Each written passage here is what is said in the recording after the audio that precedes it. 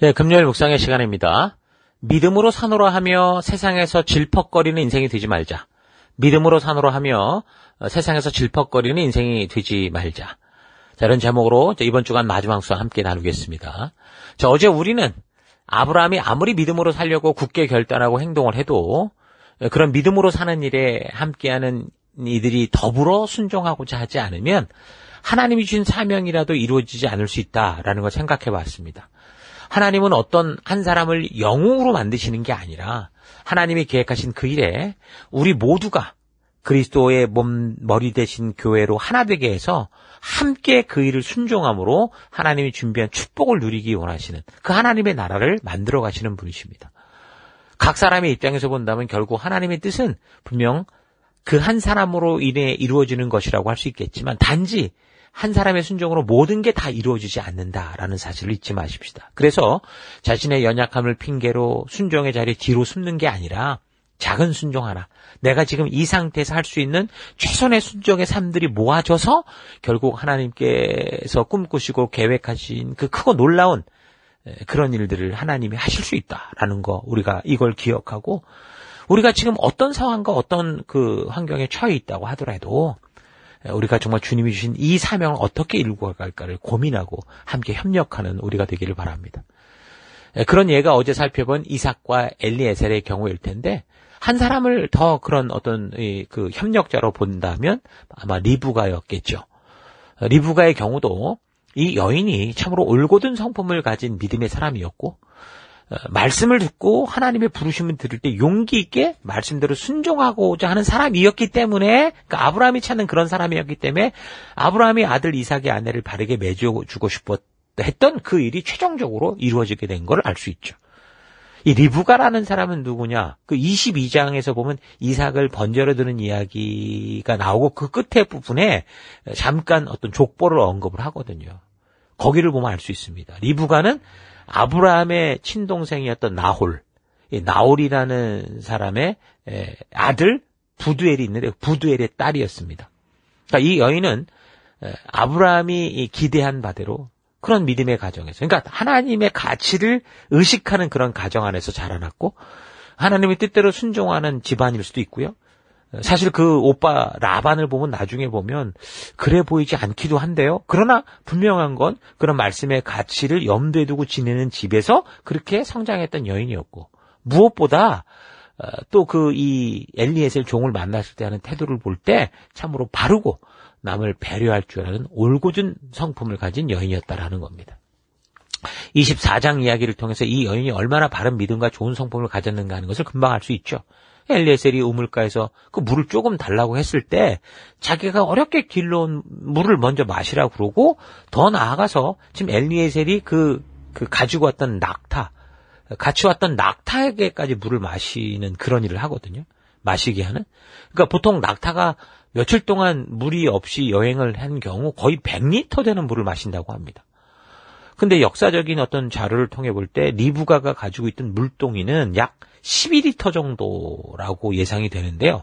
그렇게 되면 한 마리의 낙타에게 물을 주려면 적어도 10번은 길러 날라 마셔야 된다라는 거거든요. 근데 리브가가 지금 지나가는 여행객이 그냥 물 한 번 좀 먹읍시다 그랬는데 그 물을 줄 뿐만이 아니라 그 사람의 낙타 10마리를 다 먹였다라는 거. 그러면 지금 물을 기르려고 100번을 왔다 갔다 했다라는 거예요. 그 당시 우물이라는 게 현재 우리가 생각하는 것처럼 뭐 두레박 툭 떠뜨려가지고 길어내는 그런 우물이 아니야. 그것도 100번이면 엄청난 건데 그게 아니라 그런 동네는 물이 귀했기 때문에 물이 있는 곳까지 깊고 낮은 지형으로 내려가서 그래서 얻어낼 수 있는 게 그게 우물이었거든요. 근데 그럼에도 불구하고 그냥 지나가는 나그네가 부탁했는데 이 리브가는 아주 성실한 마음으로 낙타에게까지 물을 길어 먹인 겁니다. 얼마나 놀라운 사람입니까? 요즘도 가끔 언덕을 어렵게 올라가는 할머니가 끄는 손수레를 밀어주며 돕기만 해도 그 신문 보도에 나오고 뭐 선행을 격려하는 경우가 있는데 리브가가 행한 이런 도움은 정말 신문기사 일면에 특별할 만한 선한 마음의 소유자였죠. 근데 교회에서도 보면 그런 경우가 있어요. 어떤 사람들은 참 말을 잘하고 그래 뭐 하나 되는 그런 모습을 보여주긴 하는데 어떤 사람은 그 정도를 넘어서서 뭔가 말이 나오면 지금 이 리브가처럼 더 많은 결과를 만들어내는 그런 지체들이 있더라고요. 그런 걸 보면 참 힘이 납니다. 참 소망이 되고 힘이 되고. 바로 이제 리브가가 그런 사람이었어요. 그래서 이제 엘리에셀이 참 마음에 들었던 거죠. 혹시나 이 여인이 아브라함이 말했던 그런 자기 족속의 사람이 아니더라도 야, 이런 마음과 성품을 가진 여자라면 이거 억지로 데려가서라도 아브라함에게 좀 자초지종을 얘기하고 이 사람 괜찮다고 말하고 싶을 그런 정도였다라는 거예요. 근데 그런 마음으로 리브가에게 답례를 하면서 이 여자가 누군지를 알아봤더니 마침 아브라함의 족속이라고 찾아오라고 했던 그 족속이 자기 족속 그 동생, 특히 아브라함의 동생 나홀을 아들의 딸이다라는 걸 확인하게 된 거죠. 그래서 아브라함이 말한 것처럼 하나님께서 미리 준비하시고 예비해 주신 그 역사를 보면서 이 종이 하나님을 찬양하고 그 길로 인도하신 여호와 이레의 하나님께 감사를 합니다.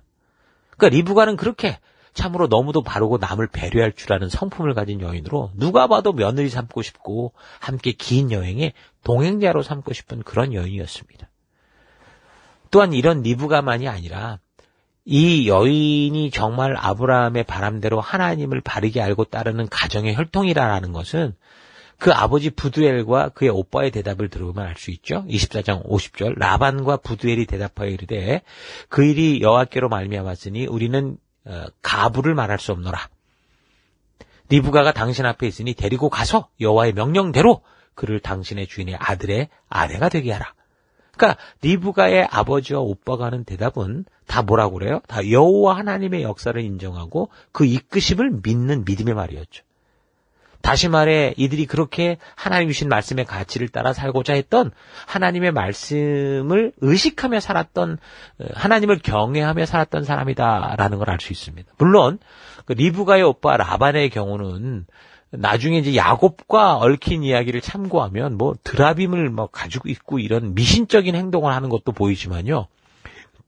그가 하나님의 나타내심과 음성을 들을 때 지금처럼 그대로 순종하는 모습을 보면 비록 하나님의 뜻을 성취하는 일에 있어서 주인공이 될 정도는 아니었어도 적어도 하나님의 존재를 알고 믿고 그 말씀의 가치에 대해서 알고 그렇게 살아가려고 했던 그런 가정이라는 건 확실합니다. 그 아브라함이 꿈꾸는 하나님의 말씀의 가치를 따라 살아가는 믿음의 가정을 지키며 하나님의 약속이 계속 후대들에게 전달되게 할 수 있는 그런 믿음의 혈통을 세워가는 일에 이렇게 지금 많은 사람들이 하나님의 뜻을 믿고 그 말씀하신 대로 순종하고자 하는 마음들이 함께 모아져서 비로소 이루어져 간 겁니다. 한 사람의 헌신도 중요하지만 그렇게 헌신하는 여러 사람이 함께 모아져야 하나님의 뜻이 온전히 이루어질 수 있다는 거죠. 그래서 이런 과정을 통해서 그 종 엘리에셀이 바로 이것이 하나님의 인도하심이다라는 걸 확신하게 됩니다. 주인 아브라함이 부탁한 그 족속의 사람이었고 거기에다가 성품까지 너무도 올바른 여인을 만나서 그는 고민도 하지 않고 바로 이 여인을 주인의 아들 이삭의 아내로 결정짓게 되죠. 그 결정에 있어서는 분명히 아브라함이 이 엘리에셀에게 맡긴 거니까. 그래서 이제 즉각 아브라함에게 돌아가려고 합니다. 아브라함도 보면 이제 하나님의 뜻이 무엇인지 확실하지 않을 땐 늘 조심했지만 확신을 하면 어떻게 했어요? 즉각 순종했었죠. 그러니까 그 주인의 그 종이라고 이 종 엘리에셀도 이게 확신을 가지게 되니까 바로 그냥 그 집을 찾아가서 리브가를 데려가겠다 이 조치를 취합니다. 심지어 지금 자기가 지금 먼 여행길을 걸어서 너무도 고단한 상태인데 그런 자기 자신은 생각지도 않고 그냥 다음날 곧바로 그것을 떠나서 아브라함에게 가겠다라는 거죠. 그래서 식구들이 너무 서두른 것 같아가지고서 좀 집을 떠나기 전에 좀 열흘이라도 좀 말미를 달라. 그렇게 얘기를 하죠. 리브가의 식구들은 자기 친척 아브라함과 관련이 있고 이것이 하나님의 뜻이라는 것을 알고 결정을 했다고 해도 사실 그것은 가족들의 선택이지 리브가의 직접적인 선택은 아니었거든요. 그래서 이 리브가의 입장을 들어보는 거예요. 리브가의 입장에서 아브라함에 대한 이야기를 부모를 통해 들었는지는 몰라도 난생 처음 보는 사람이 60 몇 년이 지난 70년이 지난 그런 후에 와서 누군가가 이렇게 얘기한다고 어떻게 알겠습니까? 그냥 자기는 그냥 원래 살던 대로 행동했을 뿐인데 결혼 얘기가 오가고 결국 식구들은 막 박수치면서 막 찬성에 다 이루고 있는 거죠. 그러니까 이제 리브가의 그 직접적인 의견을 못 들었었는데 근데 여기서 이제 식구들이 이제 하도 이제 엘리에셀이 가려고 하니까 이제 들어보자 이거죠. 리브가의 의견을 직접 듣는 건데 여기서 이제 리브가의 그 분명한 믿음을 확인해 볼 수 있어요. 아마도 그 부모님과 그 엘리에셀의 이야기를 다 들으면서 그는 이제 하나님께서 자기를 부르시는 그런 마음을 믿은 것 같아요. 확실히 믿었죠. 그래서 부모님이 의견을 물을 때 리브가는 뭐라고 기꺼이 따라가겠다. 그렇게 결단을 합니다. 그러니까 결국 리브가도 아브라함이 꿈꾸고 기대하는 믿음의 혈통을 세우는 일에 어떻게 한 거예요? 스스로 믿음의 가치를 따라갈 것을 선택한 거예요. 사실 결혼 당사자인 리브가가 결단하지 않았다면 이 또한 불가능한 거 아닙니까? 엄밀히 말하면 아브라함은 결혼의 주체가 아니라 하나님이 주신 믿음의 길을 걷고자 했던 사람이었고 사실 결혼의 그 주체는 이제 이삭과 리브가였는데 이 두 사람이 이 아버지 아브라함이 말씀의 가치를 따라 살고자 하는 그 믿음의 그 결단을 결국 자기들도 받아들인 거잖아요.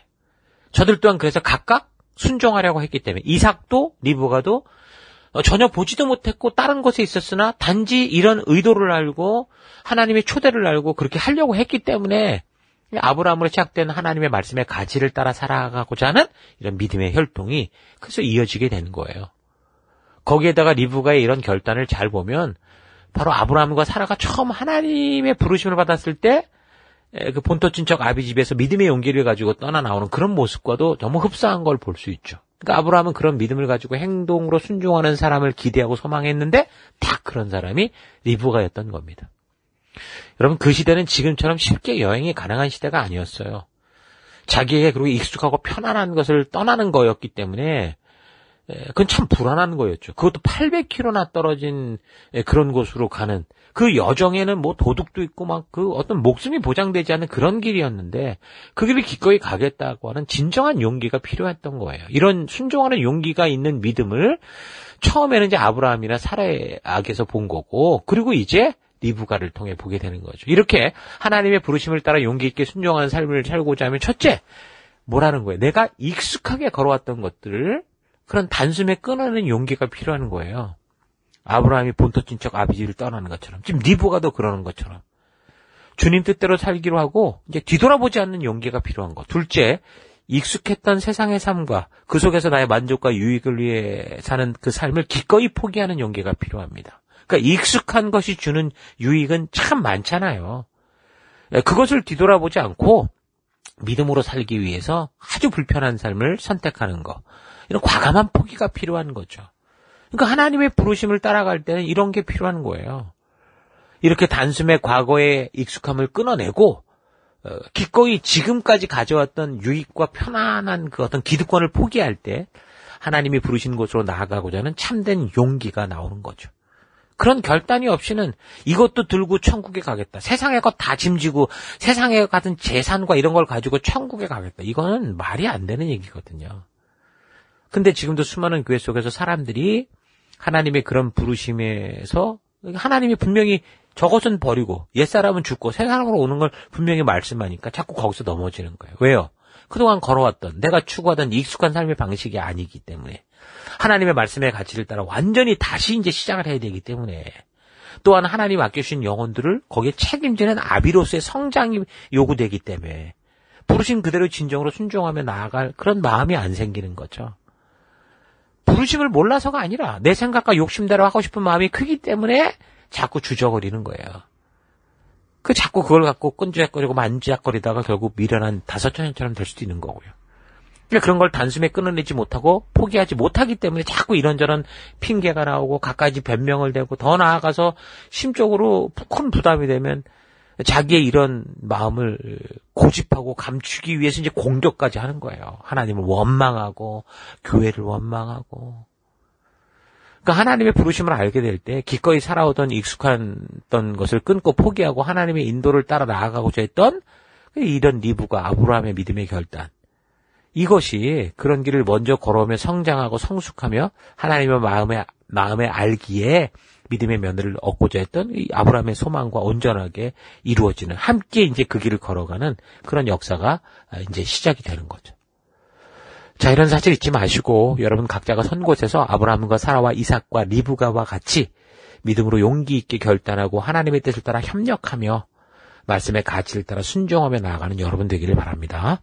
자, 오늘 하루 나는 리브가와 같이 하나님의 부르심을 알게 될 때 지금까지 지내온 과거의 익숙함을 단숨에 끊어내고 또한 그것을 뒤돌아보며 후회하지 않고 오직 나를 부르신 그 부르심의 길을 따라 살아왔는지, 아니면 여전히 늘 뒤돌아보며 질척거리고 순종이 될 때마다 핑계와 변명으로 가득 찬 얄팍한 신앙생활을 하고 있었는지 좀 되돌아보십시다. 믿음의 삶이란 내가 살아오던 이 삶의 가치가 하나님 말씀 중심의 가치로 바뀌어서 내 삶의 현장은 하나도 변한 것이 없지만, 그러나 나는 이제 이 말씀을 삶의 최고의 우선순위로, 가치를 우선순위로 만들고, 그래서 내가 살아가는 방법과 내가 추구하는 것과 더불어 내 스스로가 하나님의 말씀의 가치대로 변화되는, 그게 바로 믿음의 삶이라는 거예요. 이전과 똑같이 생활하면서도 다만 교회당만 열심히 왔다 갔다 한다고 종교적인 행동만 추가되는 이런 게 믿음이 아니고요. 하나님께서 아브라함을 부르신 그 목적대로, 하나님께서 나를 부르신 그 목적대로 내가 살아오던 익숙한 것들 속에서 이제는 과거와 전혀 다른 하나님의 말씀의 가치를 따라 기꺼이 살아감으로 완전히 변화된 존재가 되는 거, 이게 참된 믿음의 삶입니다. 그래서 이전에는 온전히 나의 행복과 만족을 위한 이기적인 삶이었다면, 이제는 나에게 주신 그 영혼들을 품고 저들에게 하나님의 진심을 알게 하는 그 믿음을 전하고, 아브라함처럼 하나님의 약속대로 믿고 살아가는 믿음의 다음 세대를 세워가는 그 이타적인 삶으로 변화되는 거예요. 자, 여기 창세기 24장은 아브라함이 이제 죽기 바로 전 이야기지만 하나님이 아브라함을 부르신 그 목적대로 살아가는 모습, 다시 말해 성도가 살아가는 믿음의 삶이 어떠해야 되는가라는 걸 아주 잘 보여주고 있습니다. 하나님의 목적이 뭐였죠? 18장 19절, 내가 아브라함을 선택한 것은 그가 자식들과 자손을 잘 가르쳐서 나에게 순종하게 하고 옳고 바른 일을 하도록 가르치라는 뜻에서 한 것이다. 이 말씀하죠. 이것은 그냥 아브라함에게만 말씀한 게 아니에요. 하나님의 음성을 듣고 믿음으로 나오는 모든 세대, 모든 믿음의 사람에게, 여러분과 저에게 하나님께서 분명하게 말씀하시는, 하나님께서 택한 자들을 향한 부르신 목적이라는 겁니다. 이것이 성도가 존재하는 이유인 거고, 교회당에 우리가 모여서, 셀로 모여서 행해야 되는 유일한 사명인 거죠. 그런 사실 잊지 마시고, 지금까지 아브라함의 이야기를 통해 우리가 믿음이 무엇이고 믿음으로 사는 삶이 어떤 것인지, 그리고 하나님이 누구시고 그 하나님이 어떻게 일하시는 분지를 바르고 우리가 온전히 좀 잘 알아서 이제 계속되는 아브라함 이후의 그 성경 역사를 살펴갈 때 또 바르게 하나님의 진심을 만나고 그 역사 속에서 하나님의 의도를 온전히 분별하고 깨달아가는 여러분 될 수 있기를 주의 이름으로 축원합니다. 자, 오늘 하루도 힘내십시오. 우리 잠시 기도하겠습니다. 하나님, 믿음은 나 혼자의 자랑이 아니라, 나 혼자만의 분투가 아니라 하나님께서 함께 걷게 하신 우리 모두가 하나 되어 하나님의 뜻을 이루고자 하는 삶인데, 늘 내가 중심이 된 영적인 이기적인 삶으로 착각을 하고 다른 사람을 정죄하며 마치 100m 달리기를 하듯이 혼자 달려왔던 것을 회개합니다. 우리의 영적인 삶은 100m 달리기가 아니라 2인 삼각경기처럼 함께하는 모든 이들과 함께 가는 것임을 잊지 않고, 그래서 다른 그 무엇보다 내가 먼저 순종하고 희생하여 주님이 인도하시는 길을 성실하게 걷는 내가 되기 원합니다. 리브가와 같이 하나님의 뜻에 부르심을 받을 때 그동안 살아왔던 가치들을 단숨에 끊어내고 익숙함으로 무난하게 살던 삶들을 완전히 포기하고 기꺼이 믿음으로 말씀의 가치를 따라 불편함을 기꺼이 선택하며 나아가는 내가 되기 원합니다. 하나님, 오늘 내가 이 땅에 있는 이 분명한 부르심을 잊지 않고 그 길을 걷는 그런 삶 속에 나를 이끄시고 함께 하신 하나님 감사드리고 예수님 이름으로 기도했습니다. 아멘.